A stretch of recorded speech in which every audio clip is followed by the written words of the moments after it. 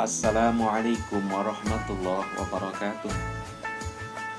Bismillah, alhamdulillah, wassalatu wassalamu ala rasulillah Sayyidina wa maulana Muhammad ibn Abdillah wa ala alihi wa ashabihi wa mawala.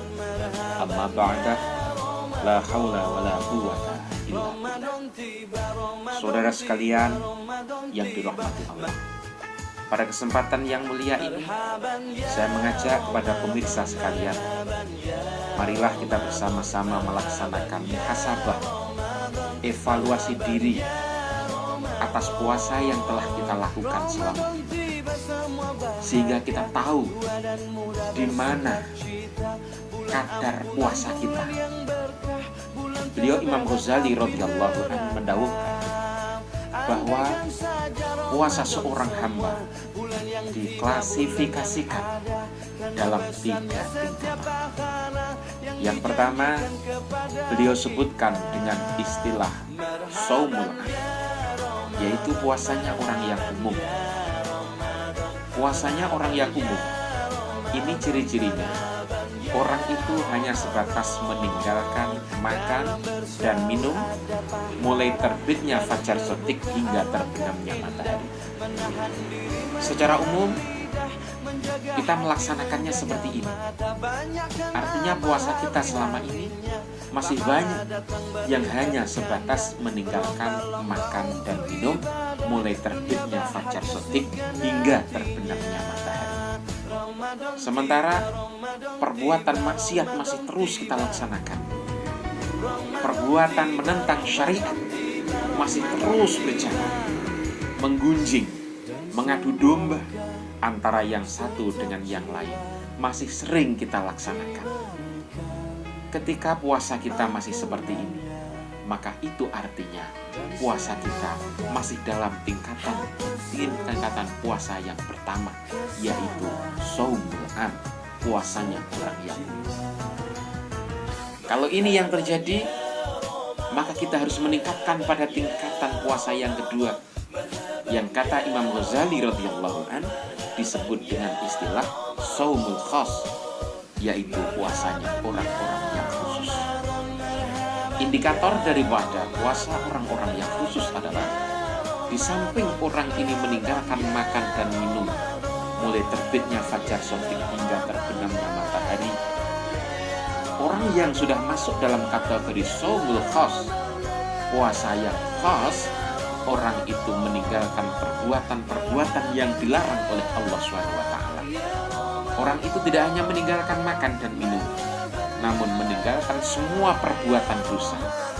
Menggunjing ditinggalkan, mengadu domba ditinggalkan, mengambil hak orang lain ini pun juga ditinggalkan.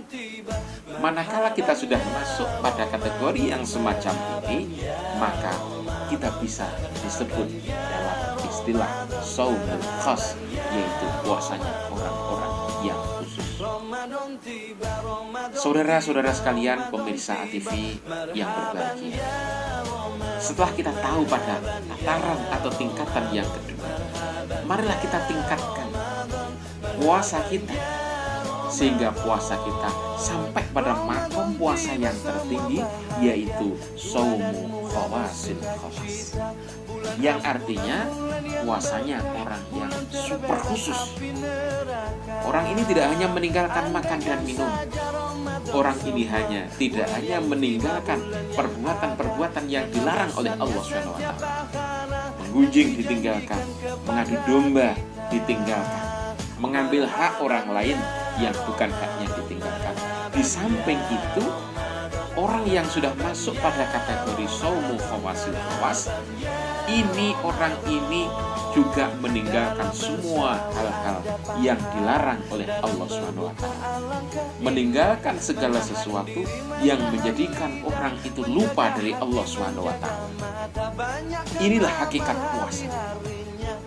Maka dengan 3 tingkatan puasa ini, kita akan tahu sebenarnya puasa kita selama ini ada pada posisi yang pertama somul am, atau masuk pada somul khas, atau masuk pada kategori somu khawasil khawas. Untuk menuju pada tingkatan somu khawasil khawas, ini tentu merupakan suatu tahapan yang banyak dan sangat sulit sekali. Karena kita harus meninggalkan segala sesuatu yang bisa melupakan kita dari Allah Subhanahu wa Ta'ala. Insya Allah, manakala kita diberi kemampuan oleh Allah Subhanahu wa Ta'ala, mampu masuk pada makom saumu khawasil khawas, inilah mungkin yang dijanjikan oleh beliau baginda Rasulullah Sallallahu Alaihi Wasallam. Man shoma ramadhana imanan wa ihtisaban ghufira lahu ma taqaddama min dhanbi. Barang siapa puasa Ramadan dijalankan dengan iman kepada Allah Subhanahu wa Ta'ala, maka orang itu akan diampuni semua dosa-dosanya. Mudah-mudahan dengan puasa yang telah kita jalankan ini, Allah memberikan ampunan yang sebanyak-banyaknya atas semua dosa-dosa yang kita lakukan. Sehingga setelah kita keluar dari bulan Ramadan ini nanti, kita betul-betul dalam kondisi yang fitrah. Amin, amin ya rabbal alamin.